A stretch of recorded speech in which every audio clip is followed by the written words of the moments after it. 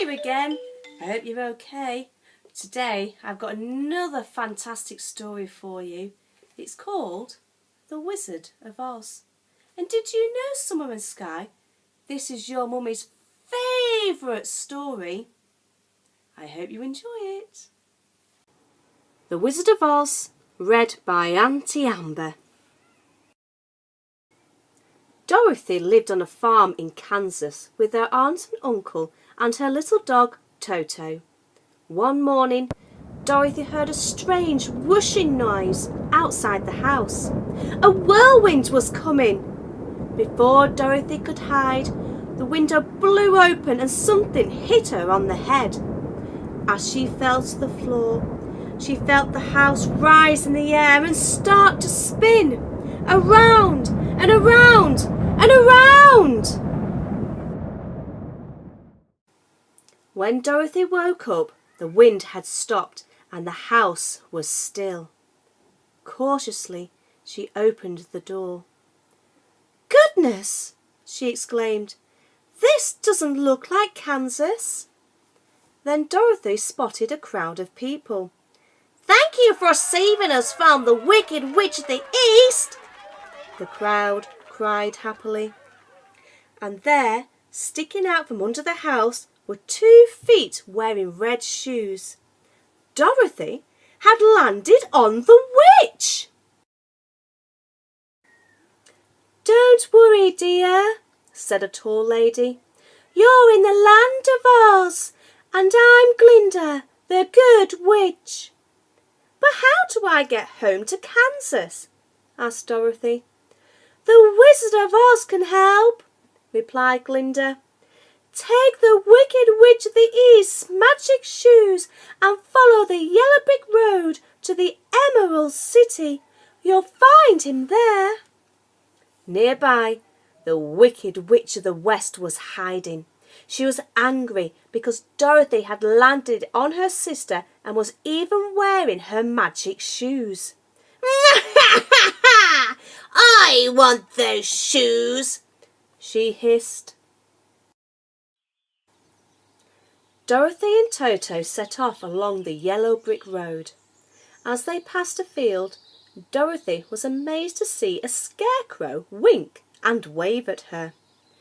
Dorothy stopped and chatted to the scarecrow, telling him all about her journey to the Emerald City. "Maybe the wizard could give me some brains," the scarecrow said hopefully. "Then why don't you come too?" asked Dorothy, and they set off together. Soon Dorothy, Toto and the scarecrow met a man made of tin who squeaked with every step. "I'll help you oil those creaky joints," Dorothy said kindly, telling him about their journey as she did so. "Perhaps the wizard could give me a heart," the tin man said hopefully. Later that day, a lion bounded out of the woods and Toto barked at him bravely. "Boo-hoo!" cried the lion. "I'm supposed to be king of the animals, but I don't have any courage." "Come with us to see the wizard," suggested Dorothy. So he did.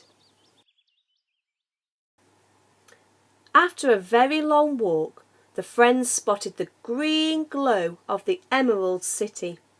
"Look!" exclaimed Dorothy as they got closer. "Everything is green, even the people." The friends went to see the wizard straight away. "I'll help you all if you bring me the Wicked Witch of the West's broomstick," he said. "We'll have to do it," said the lion, "or I'll never get my courage." "Or my brains," said the scarecrow. "Or my heart," said the tin man. "And I'll never get back to Kansas," cried Dorothy. So the friends set off towards the Wicked Witch's castle in the west. They crossed mountains full of lurking wolves and tiptoed through forests full of scary bees and glowing eyes. But the Wicked Witch found out that they were coming and sent a troop of flying monkeys to stop them. The lion roared, the Tin Man swung his axe, and even the Scarecrow tried to fight. But the monkeys grabbed Dorothy and Toto and dragged them to the Wicked Witch's castle.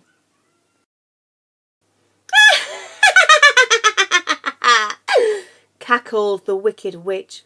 Now the magic shoes are mine. The Wicked Witch was so excited about the shoes that she didn't notice Toto creep away to find the others to help Dorothy escape. Soon the friends had sneaked into the castle and freed Dorothy. When the witch saw what was happening, she shot sparks at the Scarecrow, who burst into flames. Quickly, Dorothy threw a bucket of water over her friend. She squealed in surprise as some water splashed the Wicked Witch and turned her into a giant puddle. Dorothy grabbed the Wicked Witch's broomstick and the friends headed back to the Emerald City. Now the wizard will have to help us, she said, but they were in for a surprise. I'm afraid I can't help you, said the wizard. I'm just a normal man. I floated here in a hot air balloon and everyone thought I was a wizard. Dorothy started to cry, and so did the Scarecrow, the Tin Man and the Lion. But I can give you these, said the wizard, handing the Scarecrow a certificate, the Tin Man a clockwork heart, and the Lion a big medal for bravery. What about me? Said Dorothy sadly. Don't worry, said the wizard. I'll take you home in my hot air balloon. But as they were about to set off, Toto jumped out of the basket and ran off. Wait! Yelled Dorothy, leaping out after him. I'm sorry, said the wizard as the balloon floated away. I can't stop it. Dorothy started to cry. How will I ever get home? She sobbed. Then, with a puff of smoke and a shower of rainbow-coloured sparkles, another witch appeared. Don't cry, she said. I'm the Good Witch of the South. You've helped your friends, so I'm going to help you. Just click your heels together 3 times and say, there's no place like home, and you'll see.